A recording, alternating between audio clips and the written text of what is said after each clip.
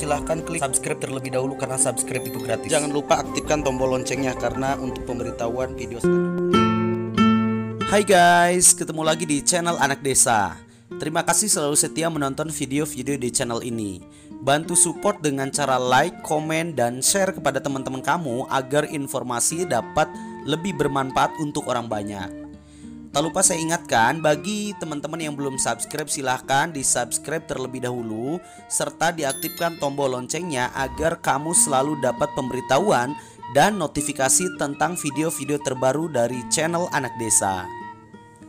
Kali ini saya akan membahas dan menginformasikan kepada teman-teman semua, terutama yang tinggal di kota-kota besar, bahwa kami masyarakat desa memiliki kegiatan yang telah diwariskan secara turun-temurun. Selain pertanian, ada juga loh keterampilan membuat hateup atau yang biasa kami kenal dengan atap rumbia. Tanpa panjang lebar, mari kita bahas apa saja sih peralatan dan bahan yang dibutuhkan. Nah, yang pertama adalah daun rumbia atau yang biasa kami sebut dengan daun kirai. Karena ini adalah bahan pokok yang akan kita jadikan atap serta melindungi kita dari terik matahari dan hujan. Nah, yang kedua ada juga bambu. Bambu ini nanti akan kita jadikan menjadi 3 jenis. Yang pertama kita buat sebagai jalon.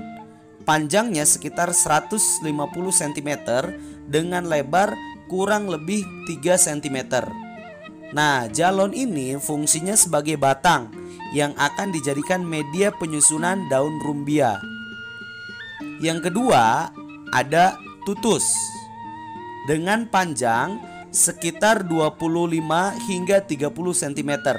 Untuk ketebalan dan lebarnya sekitar 1 mm. Fungsinya sebagai penjepit daun rumbia yang telah kita susun membungkus jalon tadi. Nah, yang ketiga masih terbuat dari bambu, yaitu tali. Kenapa harus dengan bambu? Karena diyakini lebih mudah didapatkan serta tidak licin saat digunakan, sehingga media yang diikat akan lebih kuat dan simpulnya akan lebih tahan lama serta tidak mudah kendor dan berubah. Nah, teman-teman sudah cukup jelas kan?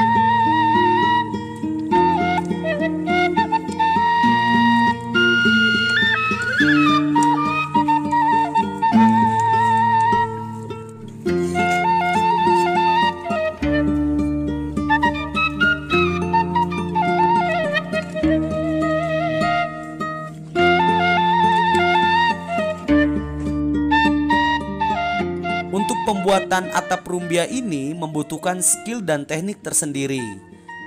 Tidak semua orang yang hidup di desa mampu melakukan hal ini, lantaran butuh ketekunan, ketelitian, kesabaran yang tinggi. Jika kita salah teknik, maka hasilnya tidak akan maksimal, mudah kendor, serta bolong-bolong, sehingga air akan tetap masuk jika terkena hujan. Di zaman modern seperti ini, pengrajin atap rumbia semakin susah ditemukan di pedesaan. Sekalipun ada, biasanya hanya keterpaksaan untuk digunakan diri sendiri, tidak untuk dijual pada orang lain. Dengan alasan yang pertama, daun rumbia yang semakin sulit untuk didapatkan. Yang kedua, sekalipun ada, butuh skill yang mumpuni untuk membuatnya. Yang ketiga, persaingan harga dengan bahan yang lebih modern, jauh lebih praktis dan efisien.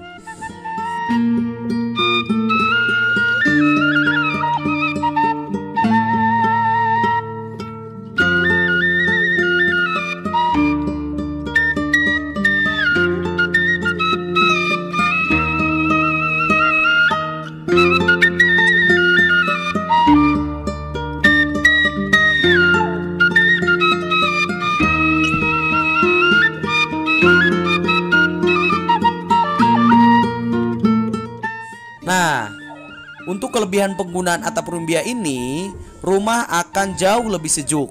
Namun kekurangannya adalah mudah terbakar, mahalnya biaya perawatan, serta tidak tahan lama. Artinya harus dilakukan penggantian berkala, atau dalam bahasa Sunda biasanya kami sebut dengan istilah nyisip.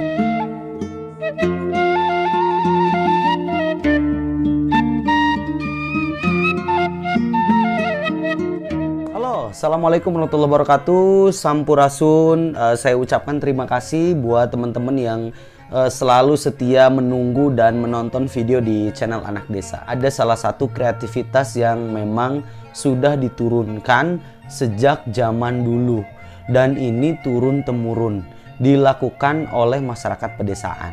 Saya yakin kegiatan-kegiatan seperti ini barangkali di setiap daerah juga ada, dan mungkin saja namanya berbeda, kemudian disebutnya juga berbeda.